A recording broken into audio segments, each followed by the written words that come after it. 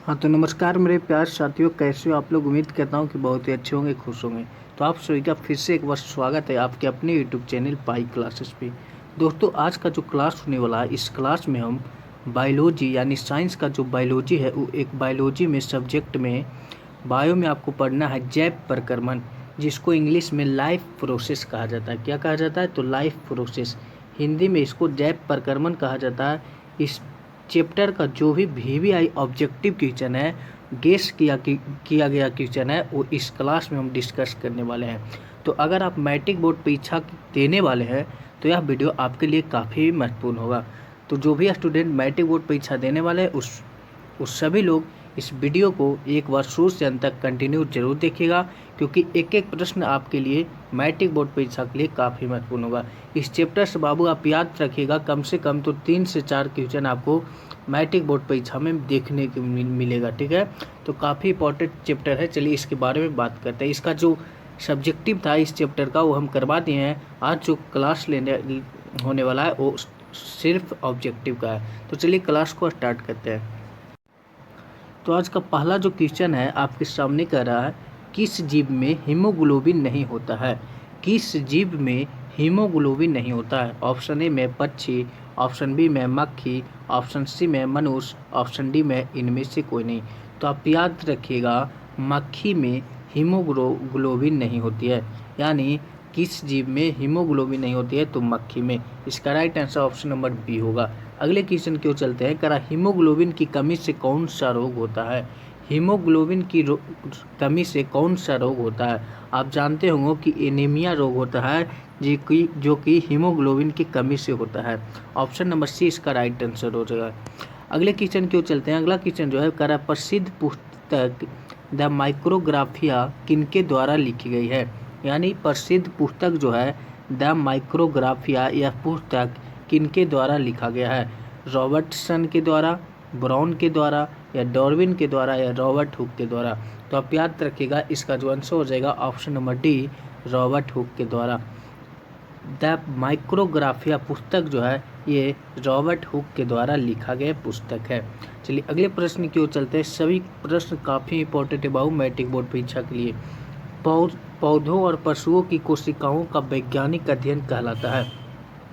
कह रहा है पौधों और पशुओं की कोशिकाओं का वैज्ञानिक अध्ययन क्या कहलाता है? तो आप याद रखिएगा, उसको हम लोग कोशिका विज्ञान कहते हैं, जिसमें हम लोग पौधों और पशुओं की कोशिका के बारे में अध्ययन करते हैं, उसको कोशिका विज्ञान कहा जाता है।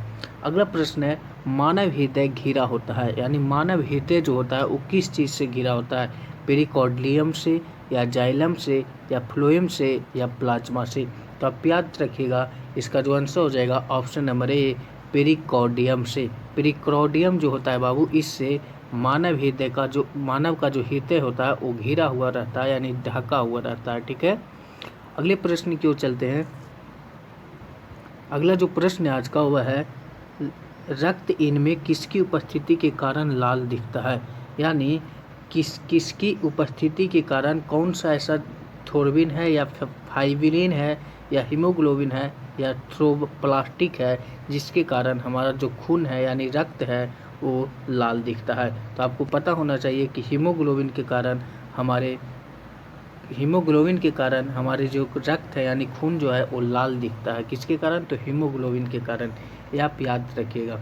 अगला प्रश्न है, शुद्ध और ऑक्सीजनित रक्त को हृदय से शरीर के विभिन्न भागों के में ले जाने वाली रक्त वाहिनियाँ कहलाती है। यानी कहने का मतलब है कि शुद्ध या ऑक्सीजनित रक्त का जो हृदय से शरीर के विभिन्न भागों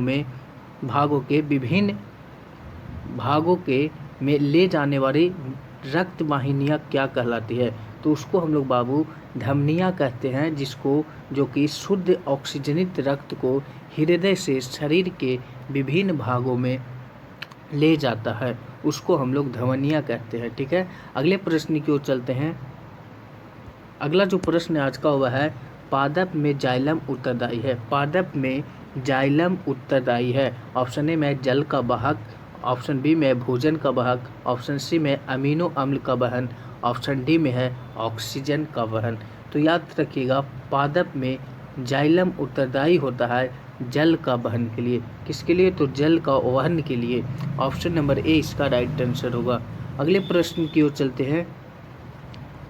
अगला जो प्रश्न आज का वह है स्वपोषी पोषण के लिए आवश्यक है। स्वपोषी पोषण के लिए क्या आवश्यक है? क्लोरोफिल है, या सूर्य का प्रकाश है, या कार्बन डाइऑक्साइड तथा जल है, या फिर उपयुक्त में से सभी। तो ये क्वेश्चन हम बताए थे कि स्वपोषी पोषण के लिए क्लोरोफिल, सूर्य का प्रकाश और कार्बन डाइऑक्साइड ये तीनों आवश्यक होते हैं। किसके लिए? तो स्वपोषी के लिए क्लोरोफिल, कार्बन डाइऑक्साइड, जल और सूर्य का प्रकाश ये सभी स्वपोषी के लिए आवश्यक माना जाता है।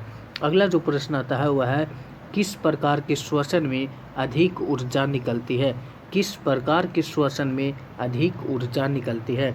ऑप्शन ए में वायवीय श्वसन, ऑप्शन बी में है अवायवीय श्वसन, ऑप्शन सी में है A and B, option D में है कोई नहीं।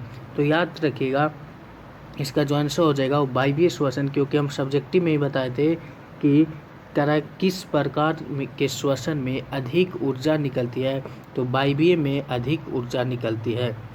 ठीक है, अगले प्रश्न की ओर चलते हैं।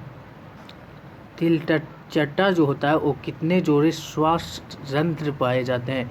आप गांव देहात में देखते होंगे तिलचट्टा एक होता है, उसमें कह रहा है कितने जोड़े श्वास रंध्र पाए जाते हैं। तो इसका आंसर जो हो जाएगा ऑप्शन नंबर डी 6। कितने? तो 6 पाए जाते हैं। याद रखिएगा तिलचट्टा जो होता है उसमें कितने जोड़े। अगला जो प्रश्न आज का है वह है इनमें किसके द्वारा अमीबा भोजन का अंतःग्रहण करता है? यानी इनमें किसके द्वारा अमीबा जो है भोजन का अंतःग्रहण करता है? उत्पाद के द्वारा, परिवहन के द्वारा, भोजन रसधानी के द्वारा या केंद्रन के द्वारा? तो याद रखिएगा इसका आंसर उत्पाद हो जाएगा। उत्पाद के द्वारा अमीबा भोजन का अंतःग्रहण करता है। अगला क्वेश्चन आज का है अमीबा में अधिकांश पोषण कैसा होता है? अमीबा में अधिकांश पोषण कैसा होता है? तो याद रखिएगा अधिकांश पोषण जो अमीबा में होता है वो अंतःग्रहण होता है, यानी आपको पता नहीं चलेगा अंदर अंदर ग्रहण होता है, अंतःग्रहण होता है अमीबा में। अगला क्वेश्चन जो है करा मछलियाँ किस अंग द्वारा श्वसन करती है? बताया गया प्रश्न सभी लोग बताएंगे कि मछली जो होती है वो किस अंग द्वारा श्वसन करते हैं। इसका आंसर सभी का आना चाहिए कि मछली किस अंग द्वारा श्वसन करती है? फेफड़ों से, ट्रैकिया से, कोशिका झिल्ली से या गिल्स से? सभी का आंसर। चलिए अगले प्रश्न की ओर चलते हैं। करा प्रकाश संश्लेषण की क्रिया होती है। प्रकाश संश्लेषण की क्रिया किस में होती है? कवकों में होती है, या जंतुओं में होती है, या हरे पौधों में, या परजीवियों में? तो याद रखिएगा प्रकाश संश्लेषण की क्रिया हरे पौधों में होती है, यानी इसका right answer option number C हो जाएगा। अगले प्रश्न की ओर चलते हैं। मनुष्यों में सांस लेने और छोड़ने की क्रिया को क्या कहा जाता है? आइए आपको 2 मार्क्स में पूछे जाएंगे कि मनुष्य में सांस लेने और छोड़ने की क्रिया को क्या कहा जाता है। तो इसका right answer option number B हो जाएगा, जो कि श्वासोच्छ्वास कहते हैं। ये पूछा गया प्रश्न है 2 मार्क्स में, याद रखिएगा। अगला प्रश्न है आणविक ऑक्सीजन के उपलब्ध नहीं होने से पाइरूवेट का परिवर्तन जंतुओं में किस यौगिक में होता है? यहाँ पे परिवर्तन होगा। आणविक ऑक्सीजन के उपलब्ध नहीं होने से पाइरूवेट का परिवर्तन जंतुओं में किस यौगिक में होता है? लैक्टिक अम्ल में, या इथेनॉल में, या साइट्रिक अम्ल में, या ग्लूकोज में? तो याद रखिएगा इसका आंसर हो जाएगा लैक्टिक अम्ल। लैक्टिक अम्ल में होता है आणविक ऑक्सीजन के उपलब्ध। अगर आणविक ऑक्सीजन उपलब्ध नहीं रहता है और पाइरूवेट का परिवर्तन हो रहा है तो जंतुओं में से लैक्टिक अम्ल में परिवर्तन होता है, यानी किस यौगिक में होता है? तो लैक्टिक अम्ल में। अगले प्रश्न की ओर चलते हैं। बहुत इंपॉर्टेंट प्रश्न कह रहा है पौधों में गैसों के आदान प्रदान के लिए रहते हैं।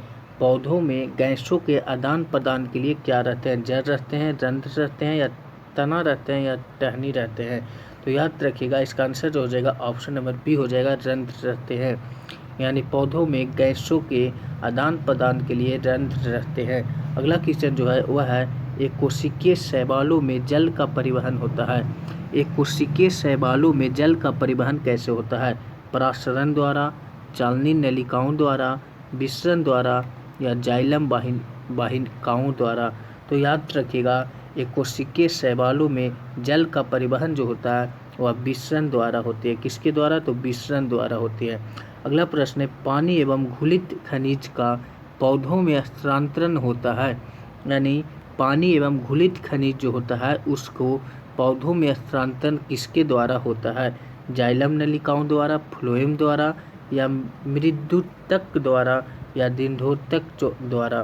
तो याद रखिएगा, पानी एवं घुलित खनिज का पौधों में हस्तांतरण जो होता है वो जाइलम नलिकाओं द्वारा किया जाता है, यानी ऑप्शन नंबर ए इसका राइट आंसर हो जाएगा, जाइलम नलिकाओं द्वारा। अगले प्रश्न की ओर चलते हैं। आज का अगला प्रश्न जो है वह है, पौधों में खाद्य पदार्थों का हस्तांतरण किस रूप में होता है? बताया गया प्रश्न है, सभी लोग इसका आंसर देंगे कि पौधों में खाद्य पदार्थों का हस्तांतरण जो होता है वो किस रूप में होता है। सभी का आना चाहिए, ग्लूकोज के रूप में, या सुक्रोज के रूप में, या स्टार्च के रूप में, या प्रोटॉन के रूप में। सभी लोग इसका आंसर बताएंगे कमेंट सेक्शन में। पौधों में किस क्रिया द्वारा बाहरी वातावरण से ऑक्सीजन कोशिकाओं को पहुंचाता है? यानी पौधों में किस क्रिया द्वारा बाहरी वातावरण से ऑक्सीजन जो है कोशिकाओं को पहुंचाता है? विसरण द्वारा, किण्वन द्वारा, या प्रकाश संश्लेषण, या डी में दिया है ए एवं बी, यानी कि विसरण एवं किण्वन। तो याद रखिएगा, इसका आंसर हो जाएगा विसरण द्वारा। पौधों में किस क्रिया द्वारा पौधों में विसरण द्वारा जो होता है वो बाहरी वातावरण एवं वातावरण से ऑक्सीजन कोशिकाओं को पहुंचाता है। किसके द्वारा? तो विसरण द्वारा। अगला जो क्वेश्चन है, चालनी नलिकाएं पाई जाती है। चालनी नलिकाएं किस में पाई जाती है? जंतुओं में, जाइलम में, फ्लोएम में, या एक कोशिकीय पौधों में।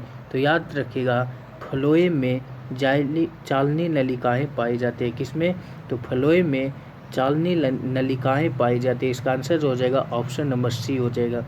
अगले प्रश्न की ओर चलते हैं। अगला प्रश्न काफ़ी इंपॉर्टेंट है, कह रहा आरबीसी की जीवन अवधि होती है। बताया गया प्रश्न है कि आरबीसी का जीवन अवधि 120 दिन का होता है, जो कि right answer option number A में दिया गया है। अगले प्रश्न की ओर चलते हैं, कह रहा निम्नलिखित में कौन सा संवहन उत्तक है? निम्नलिखित में कौन सा संवहन उत्तक है?